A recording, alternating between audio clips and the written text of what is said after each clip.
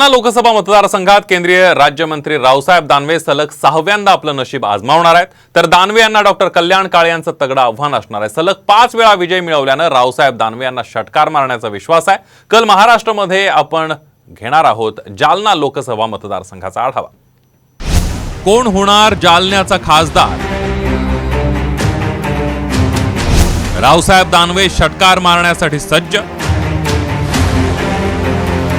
भाजपचा विजयी रथ काँग्रेस रोखणार। मराठवाड्यातील महत्त्वाच्या लोकसभा मतदारसंघांपैकी एक असलेला जालना मतदारसंघ कष्टकऱ्यांचा जिल्हा म्हणून जालना जिल्ह्याची ओळख आहे। मोसंबी उत्पादनात अग्रेसर असलेल्या जालन्याला मोसंबीचं हब म्हणूनही ओळखलं जातं। तर स्टील उत्पादनातही जालना आघाडीवर आहे। महत्त्वाच्या असलेल्या या मतदारसंघावर 1999 पासून भाजपची सत्ता आहे आणि दुसरी एक महत्त्वाची बाब म्हणजे 1999 पासून रावसाहेब दानवेस या मतदारसंघाचे खासदार आहेत। 5 टर्म खासदार राहिलेल्या दानवे यांना भाजपने 6व्यांदा मैदानात उतरवलंय। तर दानवेंना यंदा काँग्रेसच्या कल्याण काळे यांचं मोठं आव्हान असणार आहे। डॉक्टर कल्याण काळे हे काँग्रेसचे निष्ठावंत कार्यकर्ते आहेत। तर वंचितकडून प्रभाकर बकले हे जालन्याच्या रिंगणात उतरले। आज तारखेला जालना संभाजीनगरमध्ये जो काही विकास केला आहे आणि जो सतत संपर्क ठेवला, जे आमचं वागणं बोलणं आणि जे काही व्यवहार आहे त्याच्या आधारे लोक मला मतदान करतील असा मला विश्वास आहे। मी या लोकसभेमध्ये निवडून येईल याची मला खात्री आहे। म्हणजे षटकार असणार का? प्रश्नच नाही आहे। लोकसभेचा षटकार आणि टोटल राजकीय जीवनात 44 वर्ष पूर्ण होणार आहे माझ्या। जालन्यातल्या सर्व नागरिकांनाही विनंती करायची आहे, ज्या जालन्यामध्ये वेगवेगळ्या समस्या आहे, विकासाची कामं थांबलेली आहे, त्याला चालना मिळण्याच्या दृष्टीने यावेळेला परिवर्तन करावं अशी मी सर्वप्रथम आपल्या सर्व जालना जिल्ह्यातल्या मतदारांना विनंती केली। रावसाहेब दानवे यांच्या विरोधात जालन्याच्या रिंगणात उतरलेल्या काँग्रेसच्या डॉक्टर कल्याण काळे यांच्या कारकिर्दीवर एक नजर टाकूया।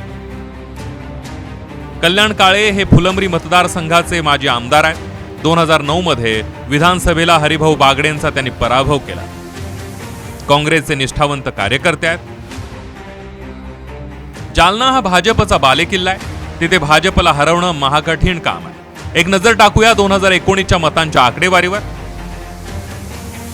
भाजपच्या रावसाहेब दानवे यांना 6,98,019 मतं, विलास आवताडे काँग्रेस यांना 3,65,204 मतं, डॉक्टर शरदचंद्र वानखेडे वंचित यांना 77,198 मतं। भाजपचे रावसाहेब दानवे तब्बल 3,32,815 मतांनी विजय झाले।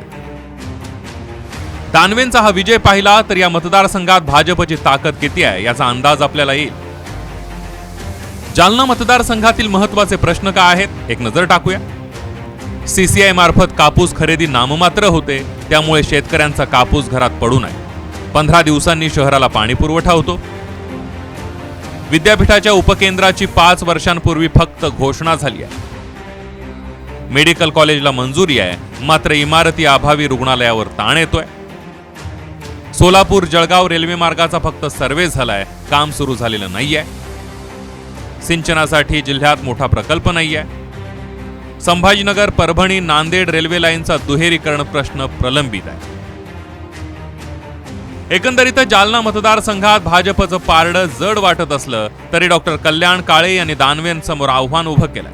त्यामुळे दानवे खासदारकीचा षटकार मारणार की त्यांचा विजय रथ कल्याण काळे रोखणार हेही पाहणं महत्त्वाचं आहे। लक्ष्मण सोळुंके, साम टीव्ही।